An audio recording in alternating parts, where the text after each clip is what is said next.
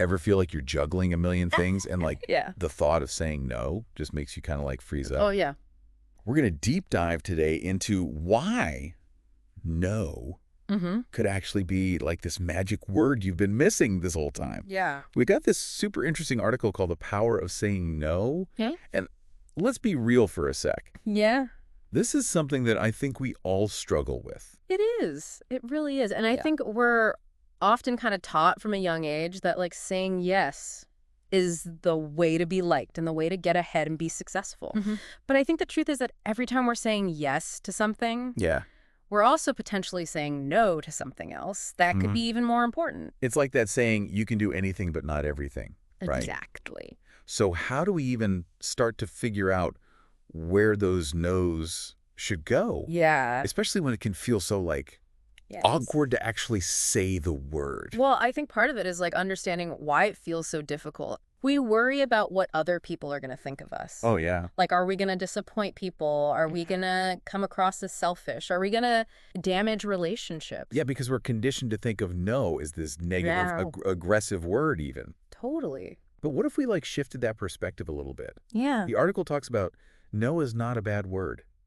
And it even ties it to the idea that boundaries are love. Exactly. And I think that's such a powerful reframe because Yeah. when we set boundaries, we're not being mean. Right? We're practicing self-respect and protecting our own well-being. Mhm. And that in turn allows us to show up more fully for the things and the people that really matter. I mean, that just makes sense, right? Yeah. Like if you're constantly running on empty because you said yes to everything, Right. you can't actually show up and be helpful to anyone. You're no good to anyone if you're completely depleted. Exactly. Mm. And that's actually where I think some of like the Stoic philosophy comes in. Like if you think about thinkers like Marcus Aurelius, Mm. they really emphasize that like time is finite. Yeah. We need to use it wisely.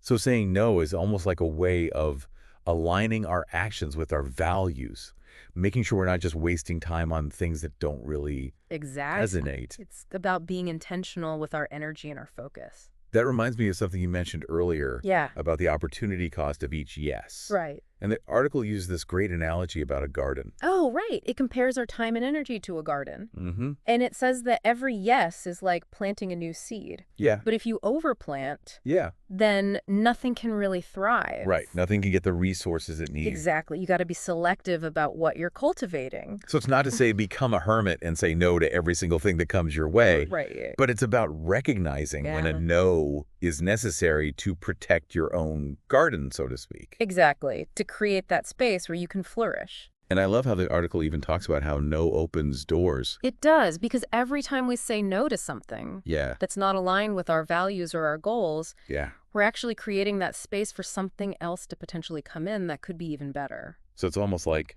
no, is this catalyst for like positive change? Absolutely.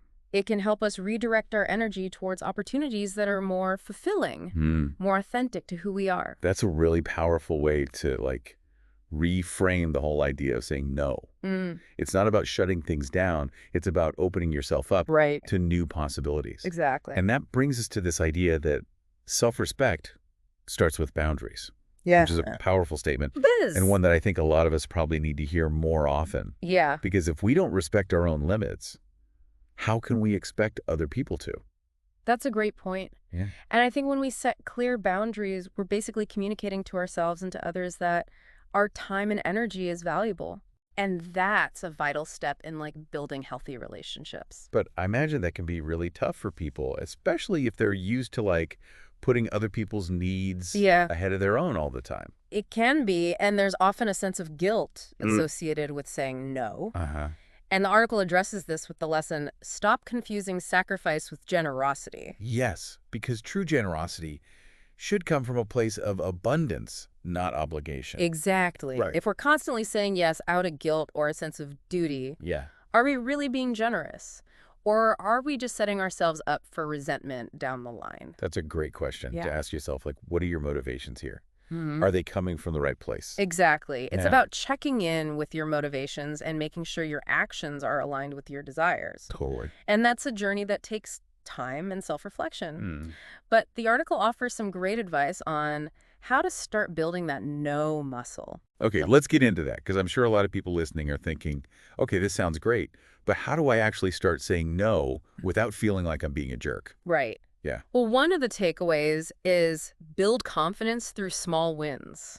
I love that. Right? That feels much more manageable. Exactly. You don't have to start by turning down major life-changing requests. Right. Start small. Okay. Start manageable. So like turning down an extra project at work or saying no to a social event you don't really want to go to. Exactly. Each time you successfully assert a boundary, Mm-hmm.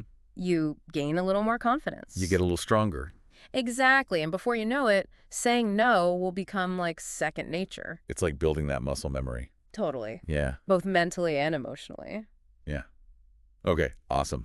Well, we'll leave it there for now. But when we come back, we'll continue this deep dive into the power of saying no. And as you get more comfortable setting those boundaries, you'll also start to redefine success on your own terms. That's a powerful concept because, like, societal pressure can be so strong. Yeah. We're often told that success is about being constantly productive and available, like 24/7. Right. But true success isn't about checking off an endless to-do list. Right. It's about living a life that feels meaningful and fulfilling. Yeah. A life that aligns with our values and priorities. And sometimes that means saying no to things that might look good on paper, but don't actually bring us joy Exactly. or contribute to our well-being. It's about recognizing that our worth isn't tied to how much we do, but to who we are and what we choose to prioritize. And that's where the power of no really shines. Yeah. It's about giving ourselves permission to step back, reevaluate, and choose what truly matters. It's about reclaiming our agency and becoming the authors of our own lives. I love that. So how do we start shifting our mindset to embrace this idea of no as like a positive force? Yeah. The article mentions embrace discomfort for growth as a key lesson. It sounds like it's encouraging us to get comfortable with being a little bit uneasy.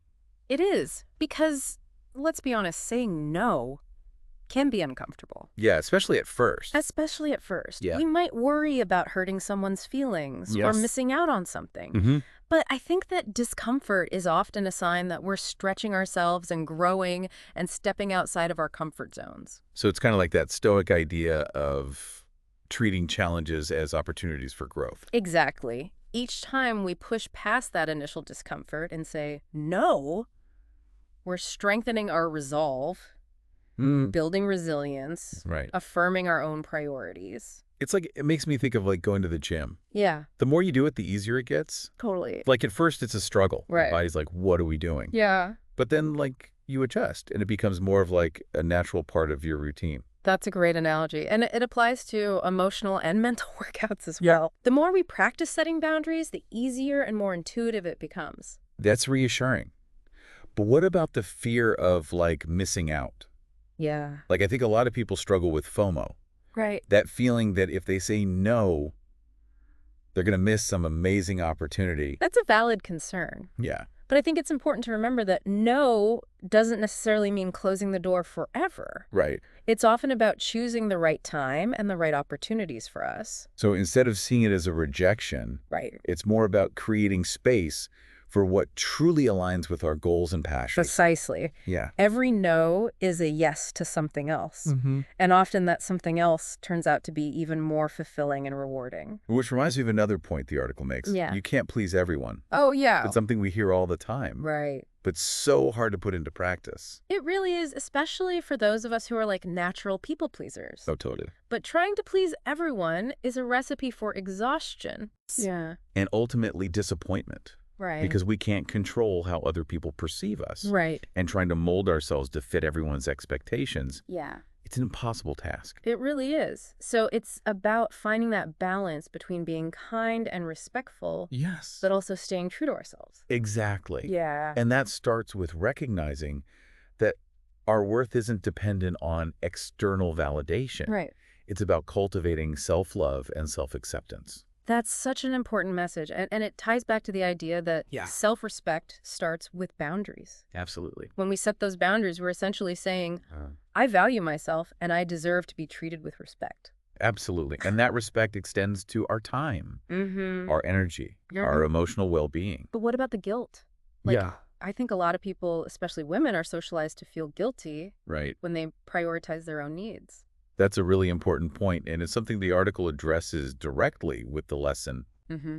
Stop confusing sacrifice with generosity. Yes. True generosity comes from a place of abundance, not obligation or guilt. So if we're constantly saying yes out of a sense of duty or because we feel pressured, Right.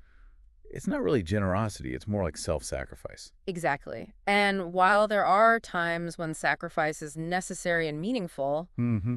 it shouldn't be our default mode. Right. We need to make sure that we're not depleting our own resources in the process of trying to help others. It's like that saying about putting on your own oxygen mask first Yes. before helping others. That's a perfect analogy. Right. We need to take care of ourselves first and foremost so that we can then show up for others in a sustainable and authentic way. That makes so much sense. But, like, how do we actually start saying no in a way that feels authentic and respectful without burning bridges or hurting feelings? Right. Especially when it comes to people we care about, because it's easy to say no to a telemarketer. Sure. But what about your boss or your best friend? That's where the art of communication comes in. Mm-hmm.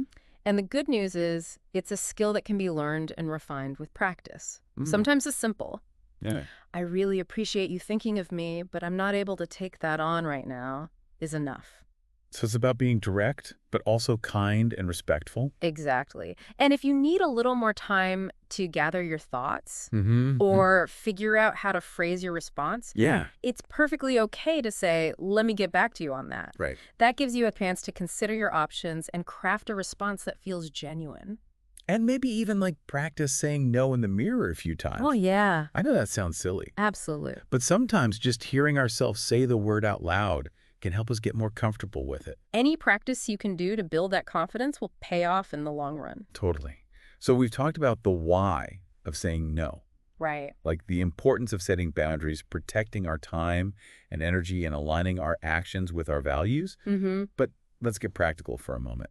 Okay. What are some concrete steps listeners can take to start implementing these lessons in their daily lives? One of the most helpful tips the article offers is to build confidence through small wins. I love that. Ah, It's so much less daunting than trying to overhaul our entire approach to saying no overnight. exactly. It's about starting small and gradually building up that no muscle. Okay. Maybe it's declining an invitation to an event you're not really interested in, Right. or politely saying no to an extra task at work that's outside of your job description. So finding those low-stakes opportunities to practice saying no without feeling like the world is going to end. Precisely. And each time you successfully assert a boundary, you'll gain a little more confidence and it'll get easier the next time. What are some other practical tips for like navigating those potentially awkward conversations? Yeah. Because I imagine that even saying no to something small can feel nerve-wracking at first. One helpful strategy is to have a few go-to phrases in your back pocket Okay. that feel comfortable for you. For example, you could say, Mm-hmm. "Thank you so much for asking, but I'm already swamped right now." Sure. Or, "I really appreciate the offer, but it's not something I can commit to at the moment." So it's about finding a way to say no that feels authentic to you Exactly. while still being respectful of the other person's feelings. And remember, you don't always have to give a detailed explanation. Mm-hmm. Sometimes a simple no is sufficient. But what if someone pushes back? Mm. What if they try to guilt you into saying yes?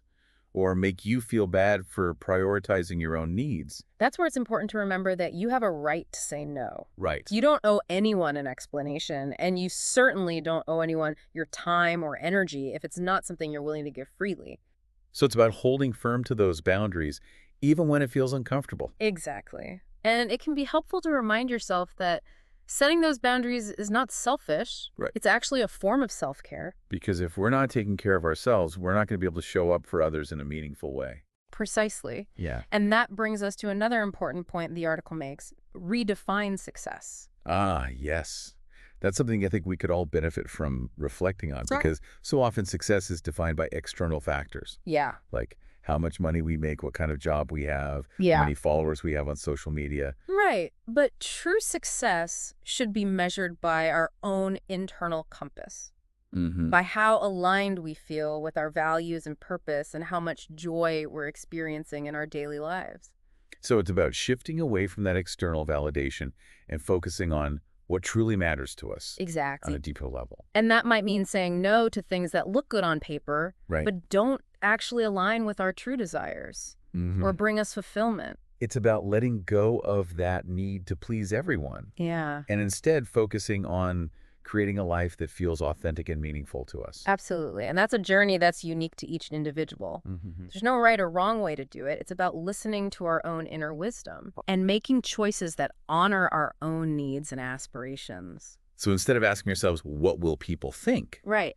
We should be asking, what feels right for me? Exactly. And that's where the true power of no lies. Mm. It's about giving ourselves permission to choose our own path Yeah, and create a life that's truly fulfilling. that's such a powerful message. And it's something I think we can all benefit from reflecting on because at the end of the day, we only have so much time and energy. Exactly. And it's up to us to decide how we want to spend those precious resources. And saying no is one of the most powerful tools we have at our disposal. Mm. It's a way of reclaiming our time, honoring our values, and creating a life that feels aligned and authentic. Beautifully put. And as we get more comfortable setting those boundaries, we also create space for new opportunities to emerge, opportunities that might not have been visible before. It's like we're clearing out the clutter to make room for something even better. Exactly. And that's a pretty exciting prospect, wouldn't you say? Absolutely. It's about embracing the power of no as a catalyst for positive change. Yeah. It really is. And it's like empowering to think we actually have that control. Yeah. We can shape our lives in a way that really resonates with who we are deep down. It is. It's about claiming ownership of our lives, right? Yeah. Making choices that actually reflect our values. And it's not even just about those big, huge life decisions. Right. It's about the everyday little things Totally. where we have the choice to Mhm. either say yes out a habit or obligation or to actually stop and be like, wait, is this really good for me? Do I really want to do this? Yeah, those small choices add up over time They do. and can have a really big impact on our overall well-being and happiness. So we're not just talking about time management here, Right. like energy management, emotional management, like a whole holistic approach to how we show up in the world. Exactly.